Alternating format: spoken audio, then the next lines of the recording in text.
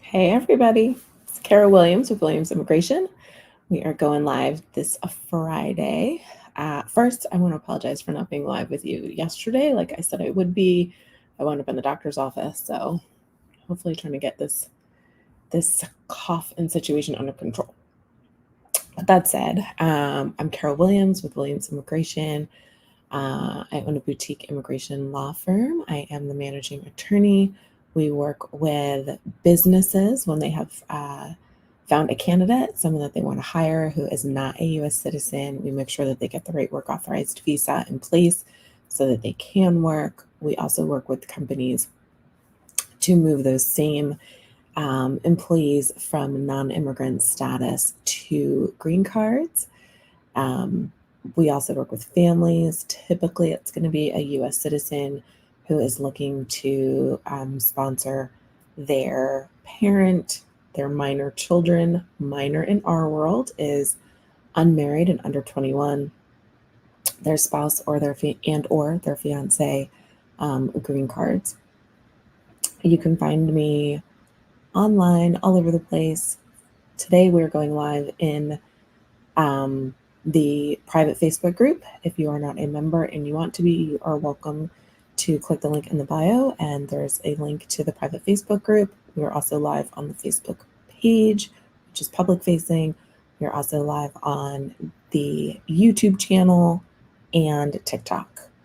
All across the internet, the firm can be found at USA Visa Guru.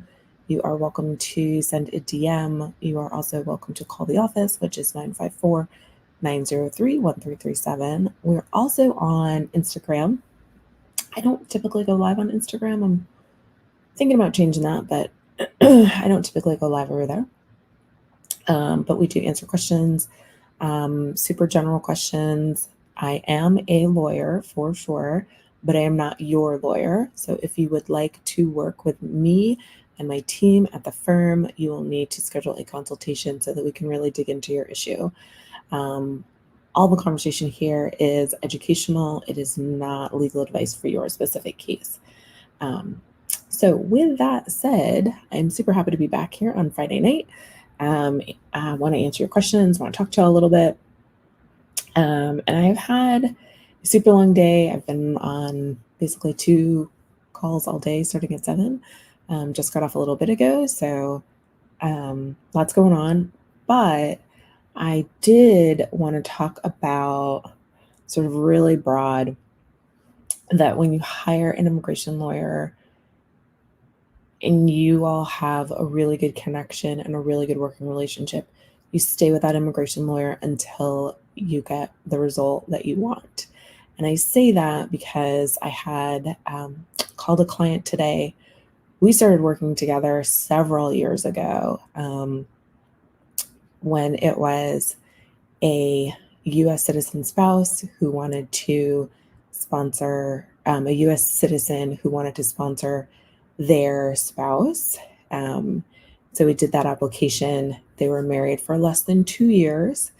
At the time, the green card application was approved, so they were granted conditional permanent residence. The immigrant spouse got conditional permanent residence, which means their green card was valid for 2 years. So we then, towards the end of that 2 years, we filed to remove the conditions on that green card. That was successful. And then after that, we filed for citizenship with a name change.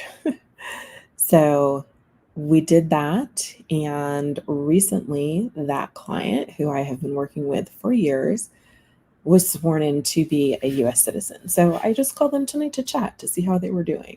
They were in the middle of something, so we haven't quite chatted yet, but I just wanted to call them and see how they were doing and, see what they were up to now that they were U.S. citizens, see if they had any questions, that sort of thing. So we've truly been working together for years. And that's one of the things I really like about immigration, really like working with my clients. Because I do get to see this entire evolution of their lives. I have a national interest waiver client. We got them their green card. And then They have a newborn now. So I'm waiting for photos of the newborn. So that's fun to me. That's nice to be able to really see people move on to that next chapter in their life. So super important when you start working with someone, you start working with a firm, make sure that you really vibe with that attorney, their team, because you're not always going to talk to the attorney. You will talk to members of the team, so that's super important too. So just keep that in mind. But I just wanted to share that really good news. I'm just really super happy for my clients today. Let me look at some of these questions that y'all. I see the questions, but y'all know I'm a slow scroller. So let me see if I can go back up to the beginning and scroll down, see if y'all have questions. Happy to answer questions if there's not a ton of questions. I will hop off.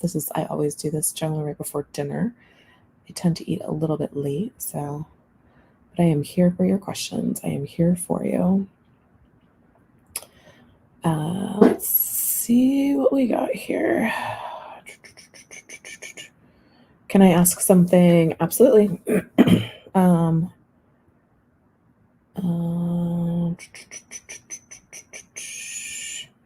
I apply for I-45 through marriage if I entered the U.S. through the port of entry, no visa, but stopped? Apply maybe asylum?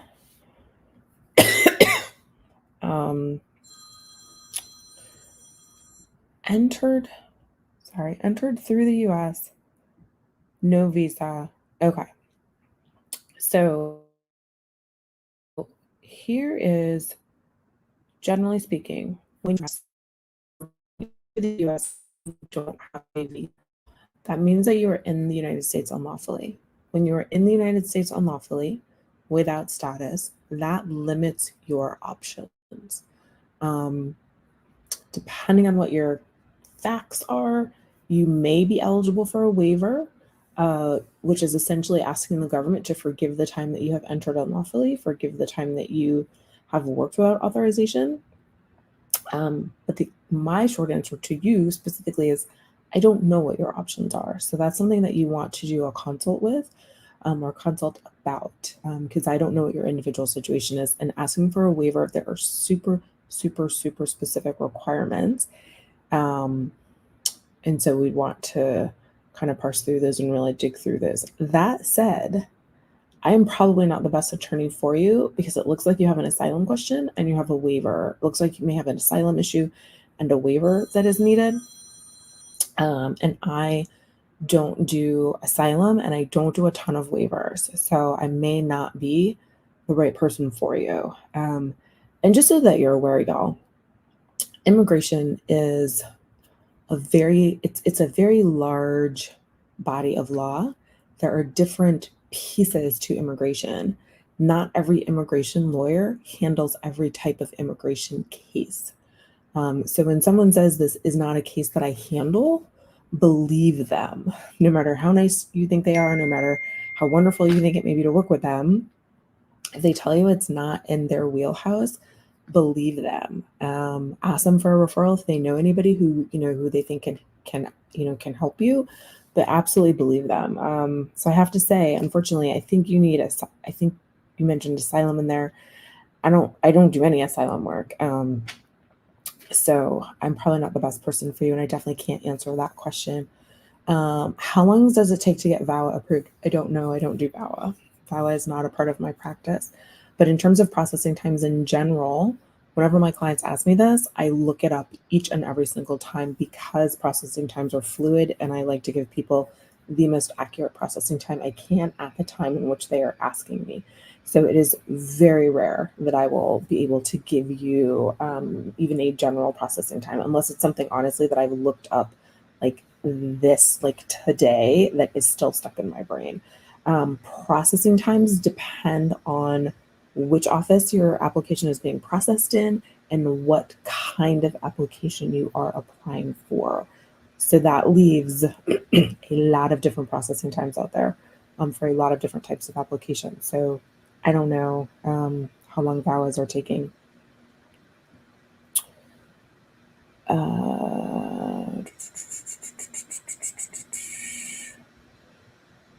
What else do we have in here? I'm such a slow scroller, y'all. Let's see here. What do we got here? You see my buddy Bianca's here. Hey, Bianca. How are you? Oh, I believe VAWA is part of Bianca's practice, and she's saying VAWA is taking about 2.5 years. So that goes back to what I was just saying. Because I don't do VAWA, that's not something I keep on track of. Bianca handles VAWA cases. So she probably has a much better idea and knows those processing times way better than I do. Okay, let's see here. My I-130 marriage based was outside of processing times, but updated today to 5 weeks until decision. 5 weeks until decision is great. Do you have a question around that, or are you just kind of letting people know? Because if you're just letting people know, I think that's great. That's always good information to have. And hopefully you might be one of those people that gets their I-130 processed and their 485, if you filed your 485, without an interview. So immigration now has, do you think my interview will be waived? I don't know if your interview will be waived. I haven't seen your application. I don't know what's in it. Immigration has a current policy, which is temporary, y'all.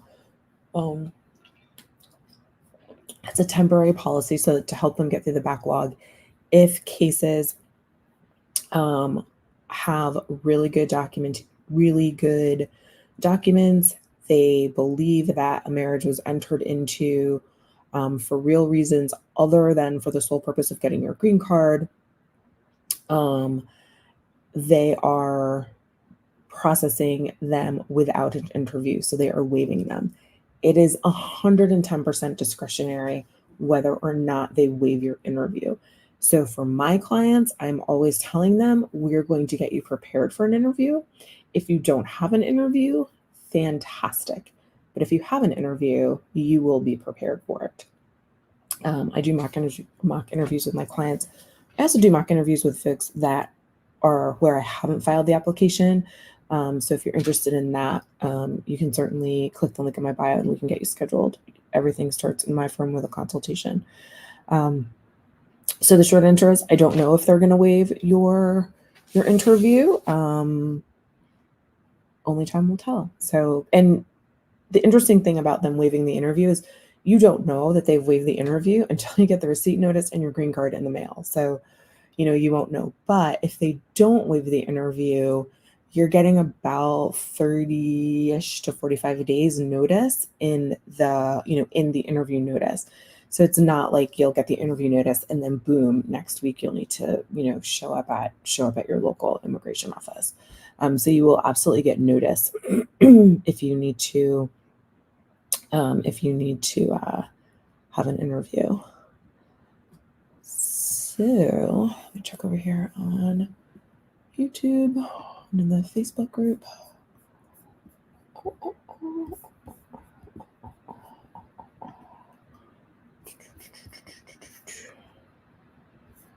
All right, y'all. I don't see any questions over here, which is cool. Let's see what else we have over here.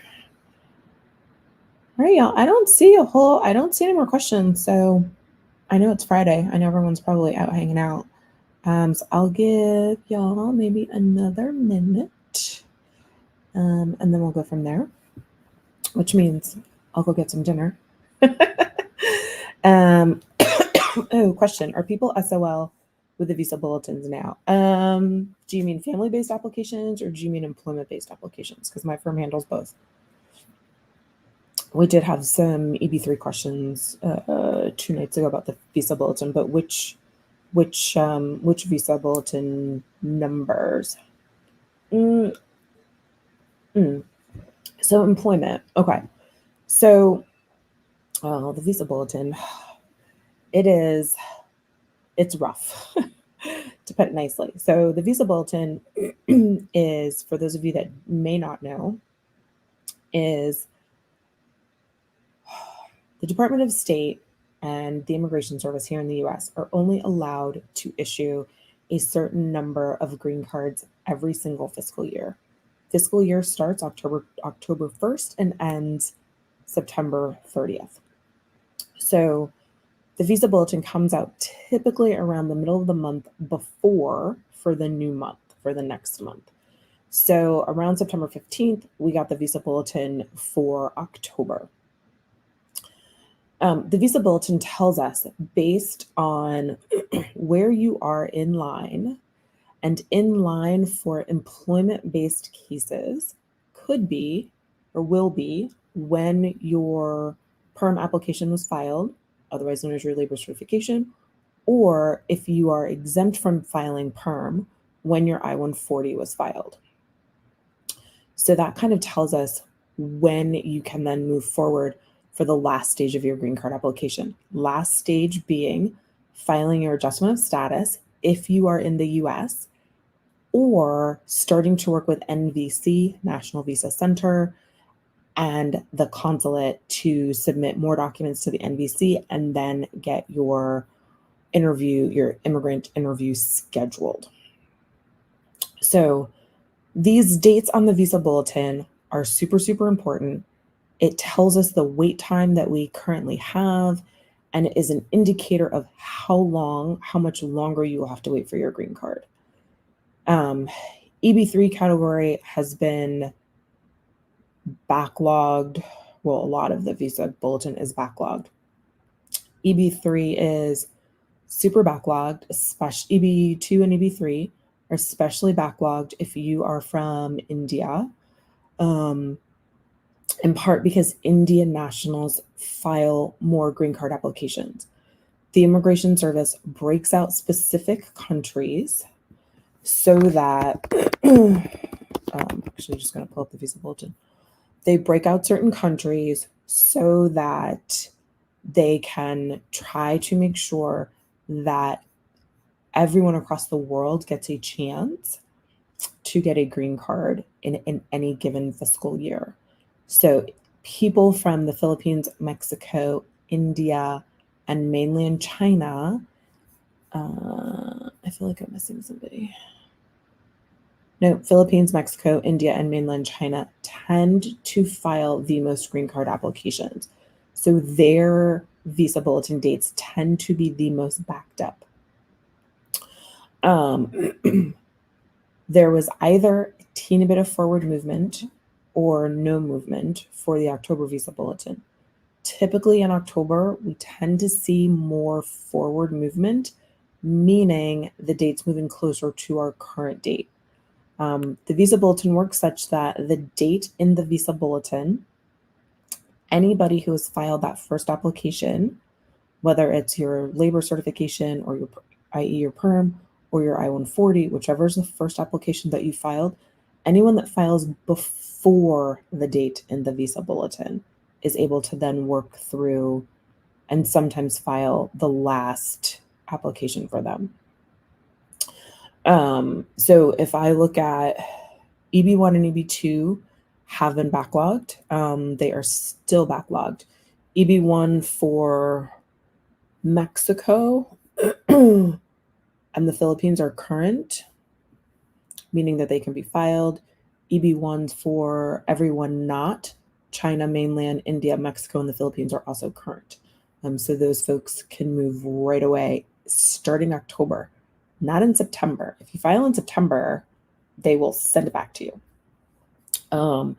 So it is common in October that we see dates moving forward a little bit.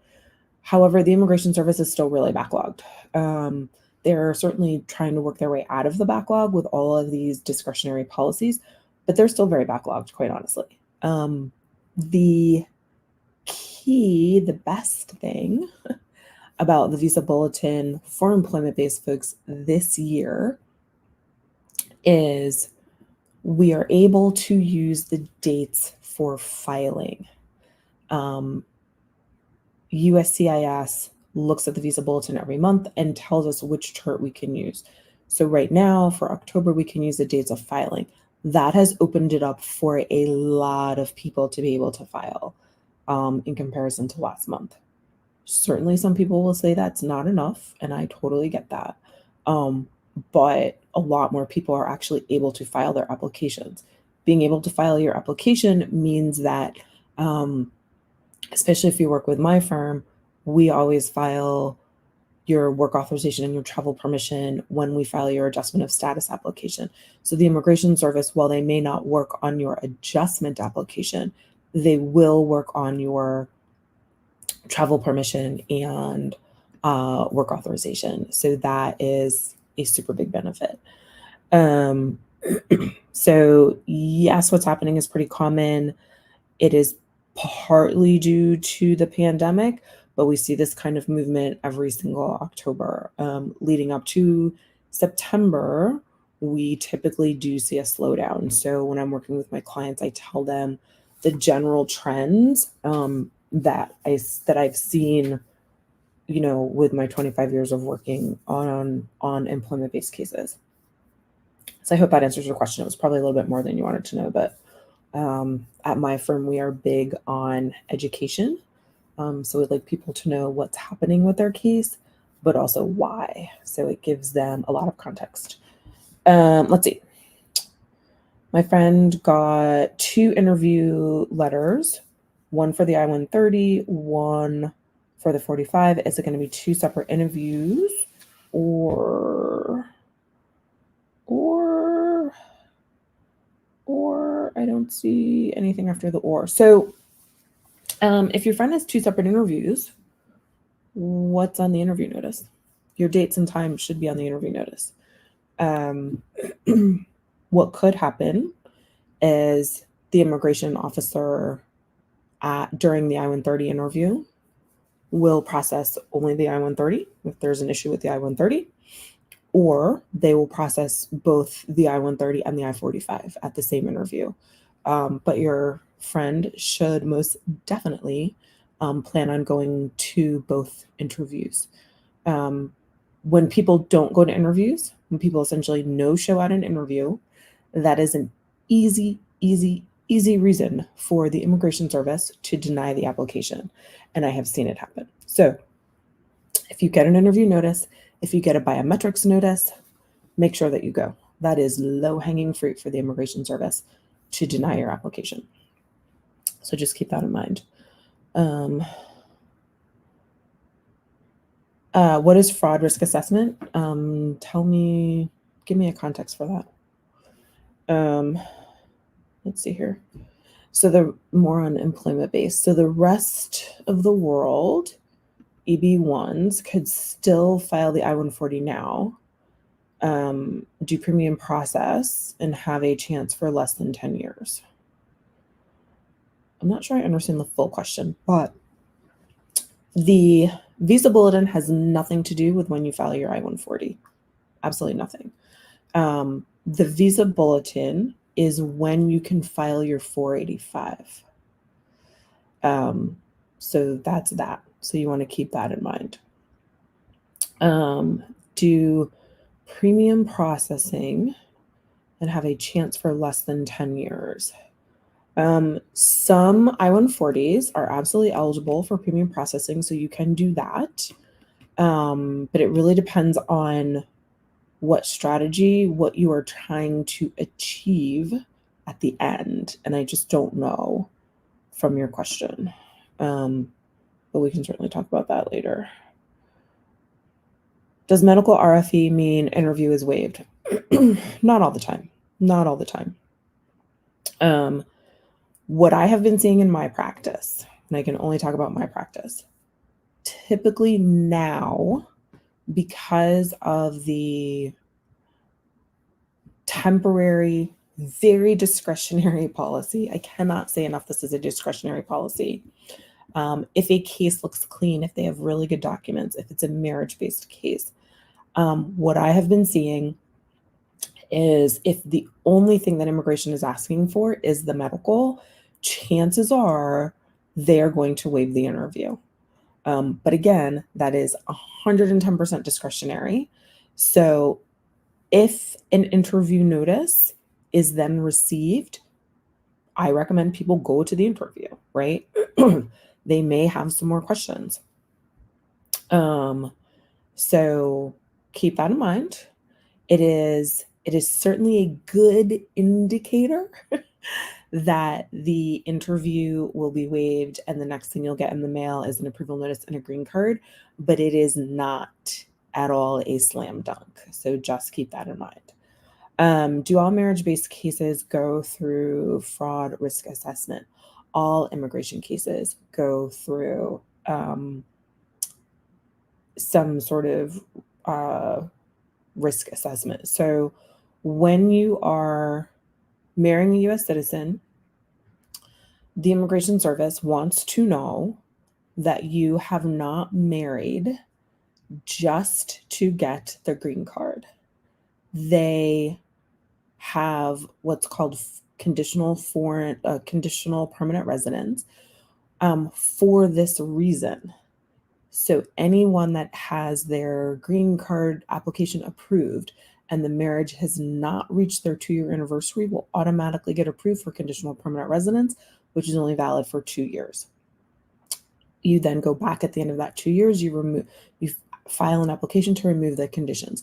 The Immigration Service wants to ensure that people are not trying to scam the US government and get a benefit that they do not qualify for. So yes, a fraud risk assessment is done on cases. 100%, absolutely, they are done. Let's see here. I don't know that your question was fumbled. It just wasn't super clear. Let's see here.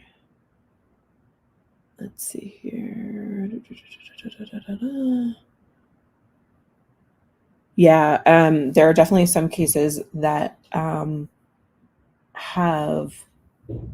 gotten an RFE for only medicals and interviews were still scheduled. So like I said, make sure that you go to your interview.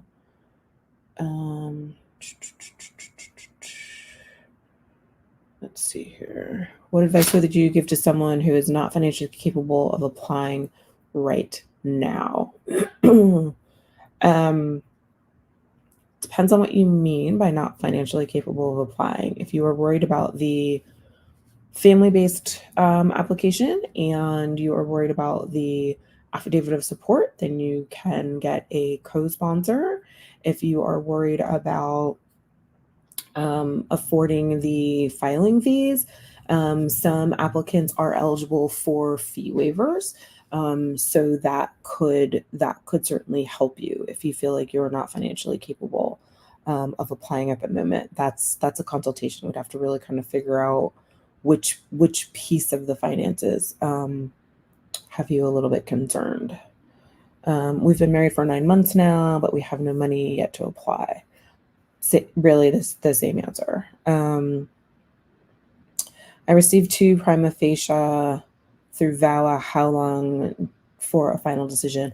I don't handle VAWA cases. Another VAWA case, I don't handle VAWA cases. I don't know if Bianca is still on the line. She definitely handles VAWA cases, but I do not. So I can't, I'm not the best person to tell you that. What if you get a 10-year green card? What if you get 10-year green card and your marriage doesn't reach 1 year yet, asking for a friend? It sounds like you are asking what happens if you've been married less than a year, your green card was filed and approved. When your marriage was less than a year, you received a 10-year green card. That is an error, and you should alert the Immigration Service to the error. Not saying anything will be an issue when they figure that out. They will then move to revoke that approved green card. What other questions do y'all have? Check over here. Don't say anything here. What other questions do y'all have for me? If none, I shall go eat dinner. Let's see what we got. You're very welcome. I hope that was helpful. Let's see here. Bianca, who does handle VAWA cases, is saying VAWA takes up to 2.5 years. Prima facie takes a few months. EAD takes 8. I'm assuming that's months. Can't be years. It's got to be months. But if it's not, correct me. It then depends on if the I-360 is filed separate or with the 45. See, yep. I have no idea what you're talking about. So I really don't do VAWA cases. But Bianca does. So if you need VAWA help, definitely reach out to her. My friend's interview was waived from February of this year, but no other updates since. How do you know the interview was waived? I guess is my question. They generally don't send you a notice saying that your interview is waived. Generally you find out your interview is waived by getting a green card or an approval notice in the mail. If your friend has gotten their approval notice in the mail, but they haven't gotten their green card, then they can certainly reach out to the immigration service and ask where the green card is. If they have not gotten an approval notice and they have not gotten their green card, then they may not have been approved yet. They can also check their status online and see what it is saying online. If it has been approved, the online status will let you know that it has been approved. My husband's I-130 just got approved. We've only been married for 3 months. I'm expecting. Congratulations on expecting. But I don't know what your question is. An agent on the phone told her. I'm assuming told her it was approved. If the agent on the phone told her her case was approved, I would have her double check and see what it says online. That's what I would. Oh, actually, I guess I'm assuming that your friend is a her. So that's an assumption on my part. But yeah, you can always check online and see if it's been approved. What else y'all got for me?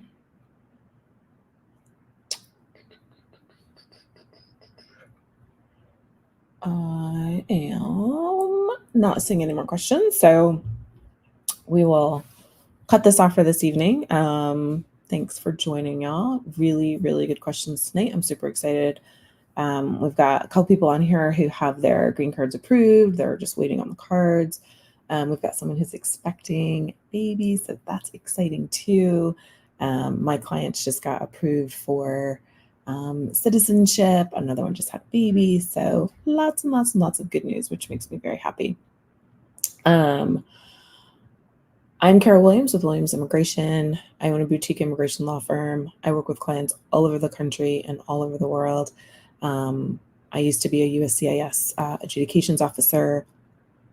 Now I work with private companies and private citizens, helping companies if they have identified the right candidate for them, walking them through what that process looks like, and also helping them apply for green cards for their employees. I also help family-based cases. So it's usually in my practice going to be a U.S. citizen that is looking to get a green card for their fiance, their spouse, their parent, or their minor child. Remember, minor in the immigration world is unmarried and under 21. A lot of other people in a lot of other arenas in the U.S., it is under 18 or sometimes under 20, under 18. But for immigration purposes, it is unmarried and under 21. So if you are under 21 but married, you are no longer considered a minor in the U.S. world. So you can reach me on TikTok, the Facebook group, private Facebook group, the Facebook page, as well as the YouTube channel.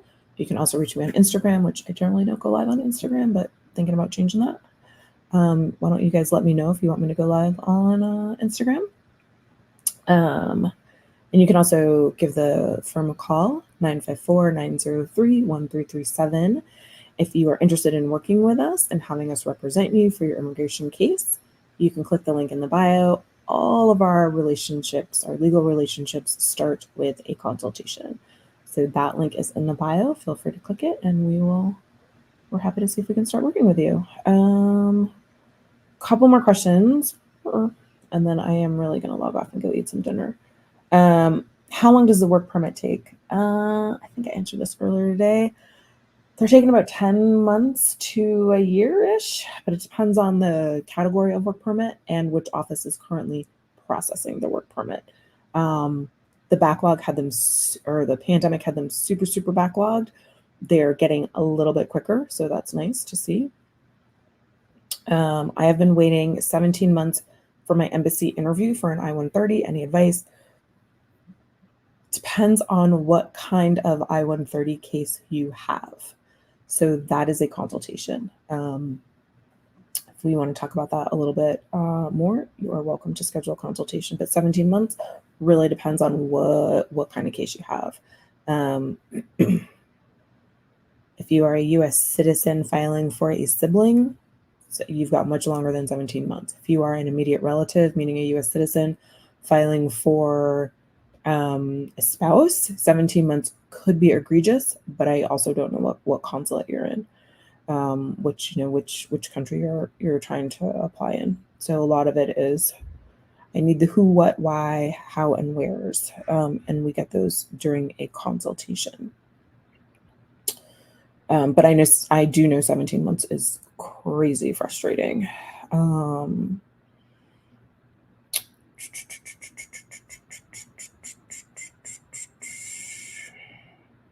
All right, y'all. Those are all the questions I see. So I will be back live. I may be back live tomorrow, but it won't be as late. Could be in the middle of the day.